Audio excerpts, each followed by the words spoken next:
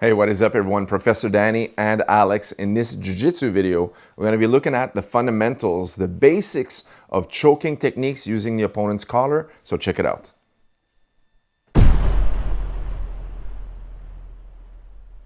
All right, so we're going to start in the mount position right here. And now we're going to look at the first collar choke. So I'm going to insert the palm inside the jacket using the palm towards the ceiling. We call this palm up variation. And now the second hand is going to make its way through underneath that first hand on the opposite side. Now I want to bring my body weight into the choke. All right. Now another variation we can do is also place the palm here, but turn a little bit to the side so I can bring this palm down as such. And now I'm going to lean into the choke once again. Okay, so notice as the first variation had the palm up, and the second one goes inside palm up as well. And then I'll lean into that left side, which is the right hand that's on top. In the second one, if I go palm up, but I bring this one palm down, now the left hand is on top, and I'm gonna bring my body weight towards that hand, which is my right side. All right, so whether you're working from the guard, which we'll take a look in a second, or the top position, you're gonna try to remember where to lean your body weight or pull the opponent's body weight toward that proper side. All right, so take a look once more. If we go palm up here and palm up here, I'm going to lean my body weight into the choke. Now if I go palm up here and I start to turn a little bit here, and now look, I'll bring this one here and now go in this direction. Okay, let's take a look at that detail for the choke. We'll have a kneeling position. It's important to understand when you choke, there's going to be three basic things to understand to get a proper choke. All right, using the collar. The first one is going deep. All right, a lot of times people will make a mistake and try to choke with the hand just here. We're going to try to go as far as possible.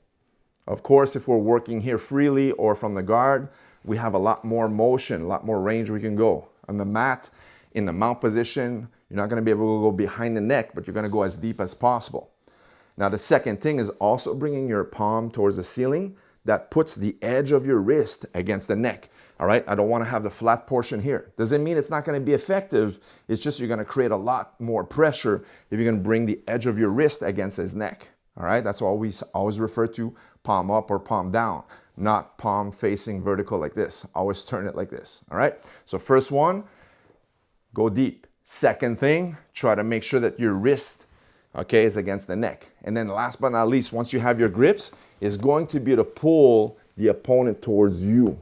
All right, or if you're in the top position such as the mount, you're going to go to them. See, I'm going to go to them to create the pressure.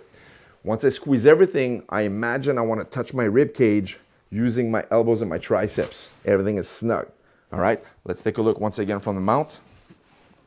So from here, you'll notice as I get my grips, 1, 2, notice how I'm going to pull myself into the choke. Once I have these grips nice and tight, I'll go towards the mat. Okay, that creates a lot of pressure.